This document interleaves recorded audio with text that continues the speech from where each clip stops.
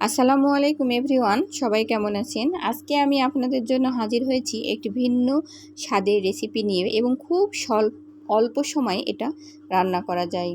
সেটা হলো ডিম আলুর ঝোল। খুবই সাধারণ একটি রান্না, কিন্তু খেতে অসাধারণ।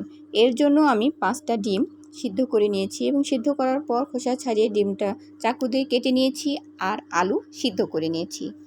এখানে নিয়েছি পরিমাণ মতো লবণ, মরিচের গুঁড়া, হলুদের গুঁড়া, তেজপাতা, দারুচিনি, ছোটো এলাচ এবং লবঙ্গ।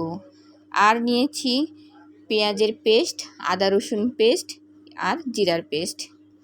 এখানে নিয়েছি একটা টমেটো পেস্ট। চলুন তাহলে রান্না করি ডিম আলুর ঝোল। কড়াইয়ে তেল গরম হয়ে গেছে। আমি এখন একে একে সব ডিমগুলো দিয়ে দেব।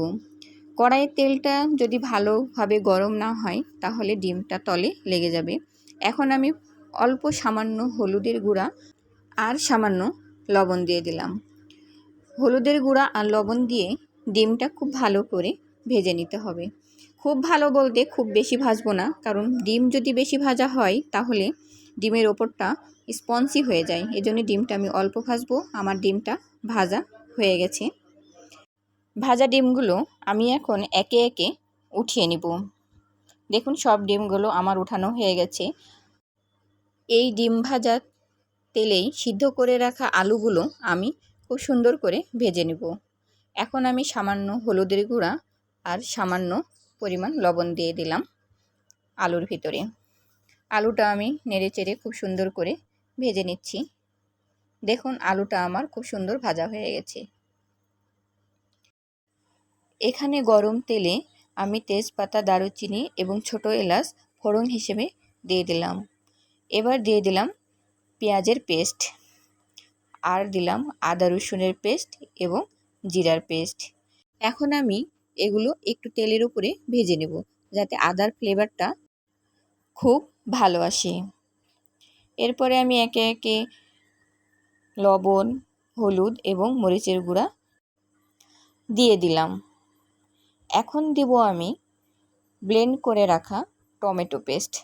টমেটো পেস্টটা আমি দিয়ে মশলাটা খুব ভালো করে কষিয়ে নেব, যতক্ষণ না মশলার উপরে তেলটা উঠে আসে। মশলা কষানো ভালো না হলে তরকারি টেস্ট হয় না। দেখুন, মশলার উপরে তেলটা উঠে এসেছে। এখন আমি এতে সামান্য গরম মশলার গুঁড়া দিয়ে দিলাম। আমার মশলা কষানো হয়ে গেছে। এখন আমি এতে ভেজে রাখা আলু দিয়ে দিলাম। এবার আমি মশলার সঙ্গে আলুটা কিছুক্ষণ নেড়ে চেড়ে এবার ভেজে রাখা ডিমগুলো আলুর সঙ্গে দিয়ে দিচ্ছি।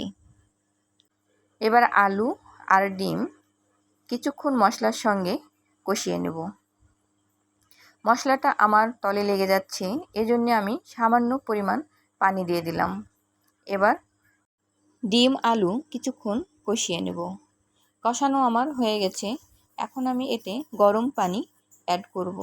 আপনারা চাইলে ঠান্ডা পানিও দিতে পারেন, তবে আমি এখানে গরম পানি ব্যবহার করেছি।